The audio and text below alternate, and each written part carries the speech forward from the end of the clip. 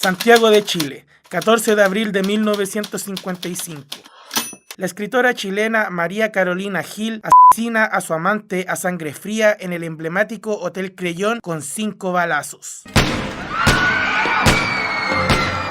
A vista y paciencia de todos los asistentes del lugar, solo gente de la alta sociedad, obviamente. María Carolina alcanzó a estar 3 años en prisión, donde escribió el libro Cárcel de Mujeres. Fue entonces que recibió el indulto del presidente Carlos Ibáñez del Campo, quien se lo otorgó por petición de la poetisa chilena ganadora del Nobel, Gabriela Mistral, por lo que María Carolina Gil continuó con su vida como escritora y posteriormente como crítica literaria hasta su fallecimiento en 1996, llevándose a la tumba las razones del por qué cometió su crimen. Francamente, este caso no lo conocía y no lo habría conocido nunca, de no ser por la más reciente película de Netflix que la llevó a la pantalla. El lugar de la otra es la adaptación del crimen de María Carolina Gil a cargo de la directora chilena 2 veces nominada al Oscar, Maite Alberdi, quien tiene una vasta trayectoria en documentales como El agente Topo,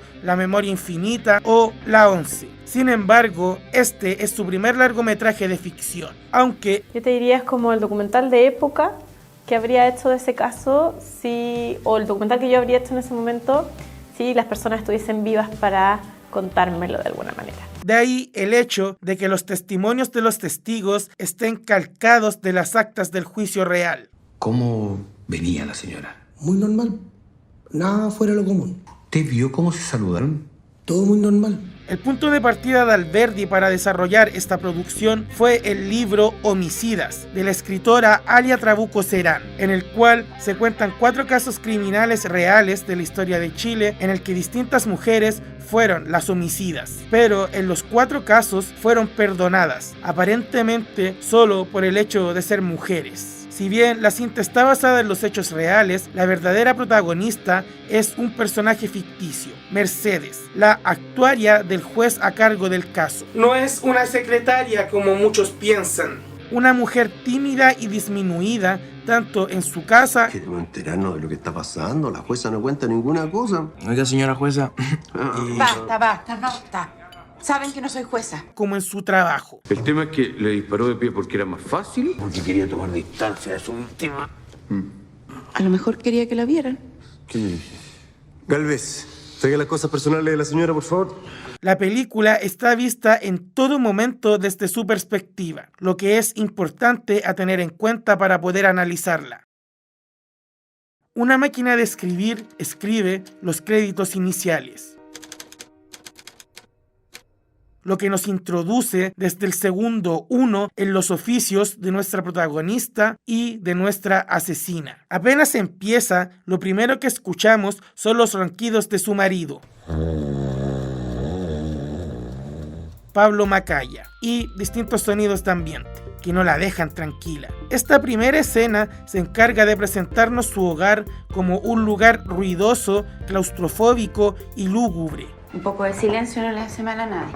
Donde no es capaz de satisfacer ni sus necesidades más básicas como comer, por ejemplo, ya que los chanchos culiados de sus hijos se devoran todo. Es después de que Mercedes cruza miradas con la escritora homicida que aparece el título de la película, obviamente con el sonido de la máquina de escribir de fondo. Mientras que María Carolina sale, Mercedes entra como un presagio de lo que va a suceder en el resto de la película. Podríamos decir que esta mutua fijación inicial que tienen ambas se debe a que son las únicas mujeres presentes en esa escena, y de hecho son los únicos personajes femeninos permanentes de la película, es decir, sin contar a los testigos o a aquellas mujeres que tienen una sola aparición. El lugar de la otra. El título hace alusión a que Mercedes comenzará a vivir la vida de María Carolina desde el momento en que se encuentra con su cartera en el lugar del crimen y utiliza su lápiz labial, un elemento que ella no tenía en su vida cotidiana. Posteriormente, a pedido del abogado de la escritora, va hasta el departamento de la susodicha a buscarle ropa. Lo que Mecha encuentra ahí es la tranquilidad que es inexistente en su propia casa. El contraste es evidente. Mientras su casa es estrecha y oscura, este departamento es amplio y luminoso, pero, por sobre todo, silencioso. Un poco de silencio no le hace mal a nadie.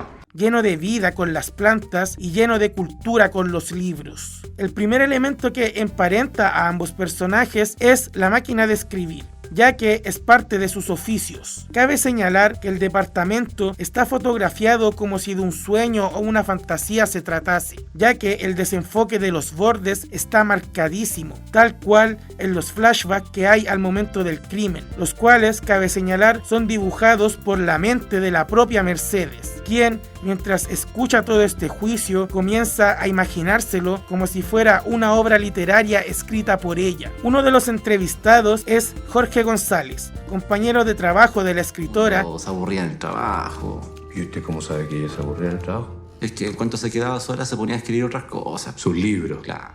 Que es más o menos lo mismo que le está pasando a Meche ahora. A ella no le interesa realmente este juicio, lo que le interesa es la historia que hay detrás, la historia de María Carolina, la protagonista de su novela, porque es un personaje realmente intrigante al que ha podido conocer a través de sus libros y de su casa, donde empieza a pasar cada vez más tiempo, comenzando a vestirse y maquillarse como ella, por lo que podríamos catalogar a esta película como una película de suplantación y, más específicamente, como una película de suplantación femenina, que es este subgénero donde dos mujeres interpretan a personajes espejos, es decir, personajes que de cierta forma viven a través del otro, como por ejemplo lo son algunas grandes películas como Persona de 1966, Mulholland Drive de 2001 o Last Night in Soho de 2021, a la cual se le hace una cita directa.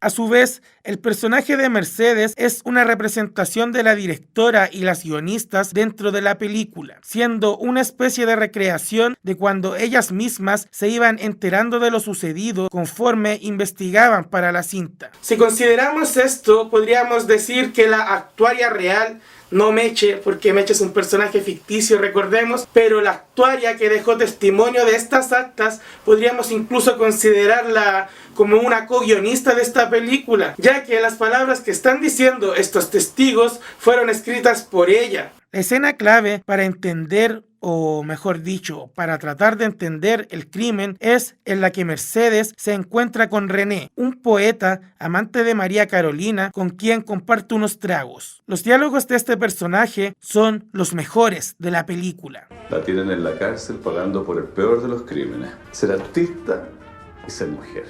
Matar por amor no es un crimen. Que estamos aburridos de ser quienes somos, necesitamos un lugar donde podamos ser nadie.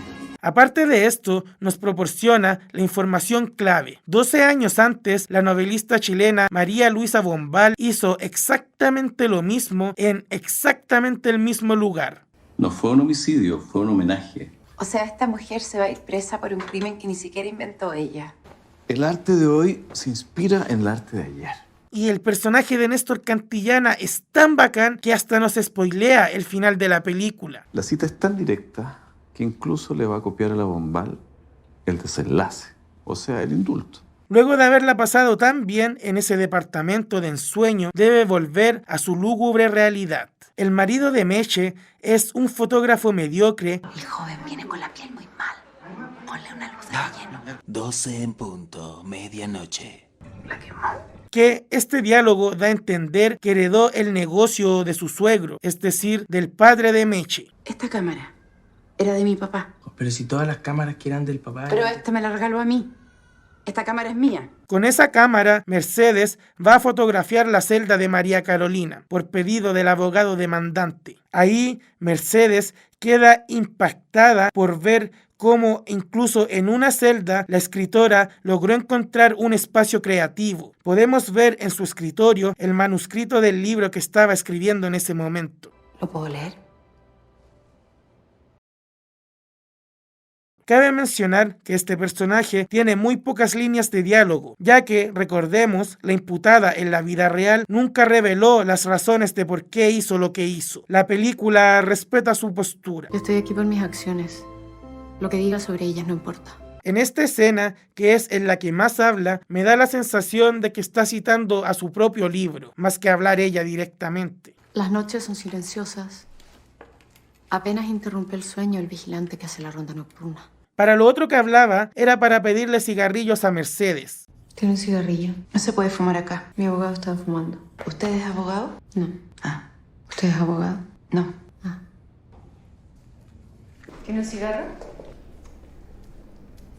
La señorita de los cigarros. Ahora es ella quien le da un cigarrillo para reforzar la idea de que estos personajes son personajes espejo. Y el otro de sus escasos diálogos que quiero destacar, que creo es clave para entender la película, es uno de los primeros que tiene, cuando el juez le cuestiona el hecho de tener dos nombres, su nombre real y su seudónimo artístico. Señorita Georgina Silva Jiménez. Me llamo María Carolina Gil. Y cuando mató al señor Pumarino, ¿era Silva o Gil? Perdón, son la misma persona. No entiendo. Con este precedente podríamos determinar que mientras María Carolina Gil, es decir, la escritora, se fue a prisión, Mercedes tomó el lugar de Georgina Elena Silva, la persona, la mujer. Si se fijan en el momento en que María Carolina dice son la misma persona, durante esa línea el montaje nos muestra a una y a la otra. Implícitamente nos están diciendo que se van a convertir en la misma persona. Son la misma persona. No entiendo. El tercer elemento que emparenta a ambos personajes, porque recordemos que el primero fue la máquina de escribir y el segundo el cigarrillo, es la enceradora eléctrica. Al inicio de la película, Meche le pide al zángano de su marido que repare la enceradora, cosa que no hace porque se lo tiene que volver a repetir más adelante. Por esto, uno de los testimonios que más llamó su atención fue el de esta amiga que cuenta cómo la víctima le regaló una enceradora eléctrica, diciéndole implícitamente que quería que ella fuera una dueña de casa. Esta no le compró y en una de las secuencias más alucinantes a nivel de ambientación de la película, María Carolina recorre el barrio Bellas Artes y el Parque Forestal para llegar hasta el Mapocho a botar el regalo. Con esta acción, en conjunto a la carta que reconstruyó la testigo, María Carolina le estaba diciendo a su amante que ella no estaba dispuesta a ser una mujer casada, como lo es Mercedes. El marido finalmente repara la enceradora, lo que destroza internamente a Mercedes, ya que le recordó quién es realmente y le hizo olvidar quién estaba pretendiendo ser. Que estamos aburridos de ser quienes somos, necesitamos un lugar donde podamos ser nadie. Así, durante la noche, se va hasta el departamento que cada vez siente más propio, pero no sospechando que fue seguida por su marido. Es un departamento que me conseguí. Quien, al entrar, mancha el piso y la alfombra con barro, contaminando el lugar física y metafóricamente, lo que se exterioriza aún más cuando Meche despierta de nuevo por los ronquidos de este, el cual ahora está dentro del que ella consideraba su espacio personal. Cabe señalar que la escena de Meche despertando por los ronquidos de su marido está al inicio de cada uno de los 3 actos de la cinta.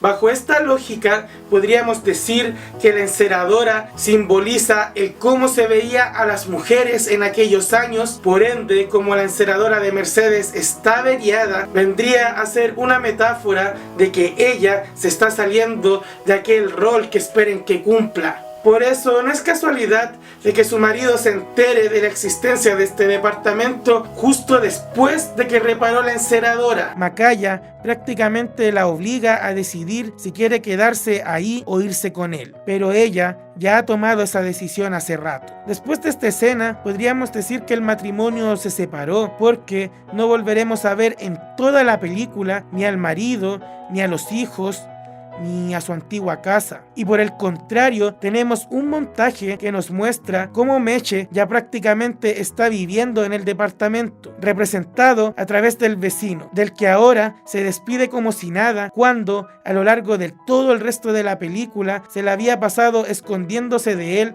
para que no sospechara nada. Por todo esto, cuando Meche escucha en la radio que María Carolina será indultada, representa una gran tragedia para ella, pues significa perder aquel espacio en el que podía ser ella misma, o en el que podía ser nadie. Que estamos aburridos de ser quienes somos, necesitamos un lugar donde podamos ser nadie. Yendo a visitarlo por última vez, para chorearse algunos libros y tomar algunas fotitos. Los últimos planos de la película son recreaciones de las fotos que Mercedes tomó al departamento, un lugar que tanto ella como nosotros, los espectadores, habitamos a tal punto que lo sentimos como propio. La película termina con Meche viendo cómo María Carolina vuelve a su departamento junto con René, el poeta, compartiendo ambas una última mirada. Elijo creer, por el aspecto de Meche, que al final decidió irse a vivir sola por ahí mismo, en el centro de Santiago. Bueno, y no puedo finalizar este análisis sin antes hacer mención a lo que todos están hablando, el diseño de producción, a cargo del mismísimo Rodrigo Basáez, el director de arte de los 80, que ahora logra recrear el Santiago de los 50 de forma magistral. Los autos, los decorados, los peinados, las vestimentas son de primer nivel, al igual que la reconstrucción del Santiago de antaño, que consiguieron juntando los distintos rincones que aún quedan perdidos, esparcidos a lo largo de esta hostil ciudad. Y bueno, hay que señalar que una buena dirección de arte no solo conlleva que se vea todo bonito y estético, sino que también esta debe tener una función narrativa, y en esta película sí que la tiene. Es cosa de ver cómo se veía Mercedes al inicio de la película, cómo se ve durante el desarrollo y cómo se ve en el final. Su evolución de personaje está plasmada en la evolución de su aspecto visual. Si te gustó esta película, te recomiendo ver la serie Casa de Ángeles, de Valeria Sarmiento, a la cual ya le hice un video. Esta está ambientada en la misma época y lugar, tanto así que ahí el Hotel Crillon también es un escenario importante. Y con esta recomendación termino este video. Bueno, y a modo de conclusión, en mi opinión, una de las cosas que intenta decirnos es cómo a veces las personas necesitamos una pequeña influencia para que podamos convertirnos en realmente quien queremos ser. Y digamos que María Carolina empatiza con Mercedes porque ella misma debe haber sufrido algo similar, pero que su gran referente era la escritora María Luisa Bombal. O sea, es cosa de ver el homenaje que le hizo, porque prácticamente asesinó por amor al arte. Bueno, según René. Y eso, la película bien buena, si no la han visto se la recomiendo harto. Creo que Maite Alberdi se rectifica como una de las cineastas chilenas más importantes del momento, si es que no es la más importante del momento, y ahora con una película de ficción. Para hacer este video vi varias entrevistas de Maite Alberdi, algunas muy buenas, otras hechas por personas que claramente no tienen idea de cine y que en reiteradas ocasiones como que le hacían ver menos sus trabajos anteriores solo por el hecho de ser documentales, y que esta automáticamente era superior solo por el hecho de ser una ficción. Y bueno, esa es una postura súper ahueonada. Las películas, sean de ficción o documentales, son películas que tienen que valorarse de igual manera. Muchos como que prácticamente piensan que Maite Alberdi es una novata solamente porque ha hecho documentales, y weón, no pueden estar más equivocados, y ahora lo demuestra. Demuestra que es una maestra del cine, no solo de documental, sino que también cine de ficción. Y eso pues, muchachines, si les gustó este video te recuerdo que puedes dejar un like, que puedes compartir este video, que puedes suscribirte al canal, que puedes activar la campanita de notificaciones, que puedes seguirme en mis redes sociales, Instagram y TikTok, los links acá abajo en la descripción. Y sin nada más que agregar, se despide acá Barba Roja. Nos vemos en un próximo video. Adiós.